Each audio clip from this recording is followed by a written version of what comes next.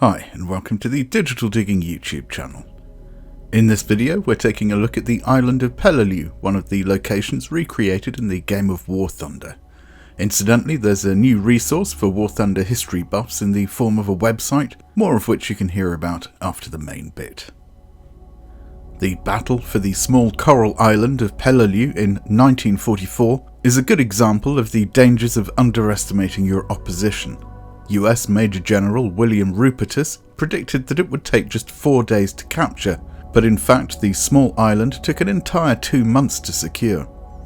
The National Museum of the Marine Corps refers to it as the bitterest battle of the war for the Marines, and it accounted for the highest casualty rate of all the American amphibious operations during the Pacific War, with a loss of 1,508 men and a further 36 missing from an attacking force of 47,561. Conversely, the Japanese lost 10,900 men, with 202 captured from a defending force of 13,600. The capture of Peleliu was considered crucial for the two plans of attack against Japan forwarded by General MacArthur and Admiral Nimitz.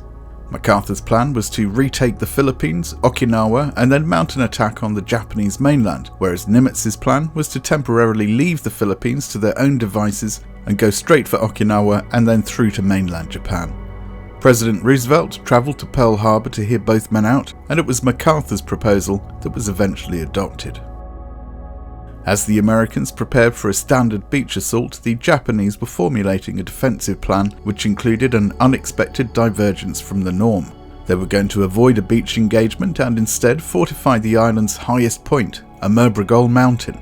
Colonel Nakagawa of the Imperial Army oversaw the arrangements, which included making use of the former mine shafts which pierced the mountain and creating new tunnels in defensive positions. Despite having no intention of meeting the landing forces head-on, the beach was still peppered with landmines and heavy artillery shells, buried with exposed fuses which would detonate on contact with a hard object.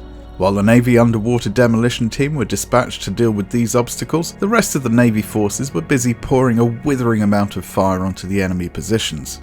During the 3-day bombardment, 519 410mm shells were fired, as were 1,845 360mm shells, and also 1,793 230kg bombs, which were dropped during the pauses in the shelling. When the smoke had cleared, Rear Admiral Jesse Oldendorf was of the opinion that they had run out of targets. However, as it turned out, this was not the case. Although the airfield and enemy aircraft had been badly affected, most of the Japanese fortifications had come through comparatively unscathed. On the second day of the assault, the American forces managed to secure the airfield, and Taylorcraft L-2 Grasshoppers began using it for spotting missions for the Marine artillery. Shortly afterwards, F-4U Corsairs began using the airfield for ground attack missions. However, with some of the targets being as little as 10 or 15 seconds away from the airfield, many of the pilots didn't go to the trouble of raising their undercarriage between takeoff and landing.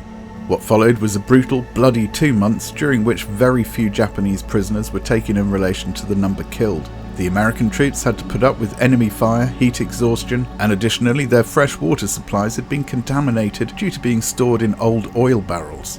The Japanese troops had to put up with living underground, as well as constant shelling and napalm attacks. All in all, the battle for Peleliu was an indescribably unpleasant experience for everyone involved, and what's more, secured a location of questionable strategic value at best. With the Japanese aircraft knocked out and access to ships denied, it would have been arguably more productive to have let them stay put and deal with them at a later stage. As it was, the airfield was not used significantly in the succeeding campaign, with the Ulithi Atoll in the Caroline Islands being used instead.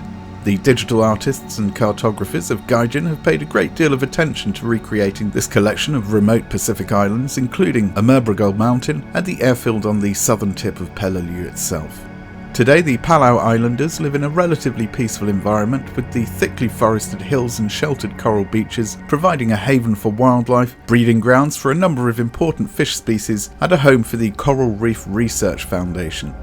Despite this, the legacy of the conflict is still apparent, with one rather picturesque stretch of coast south of the airfield being known today as the Bloody Beach.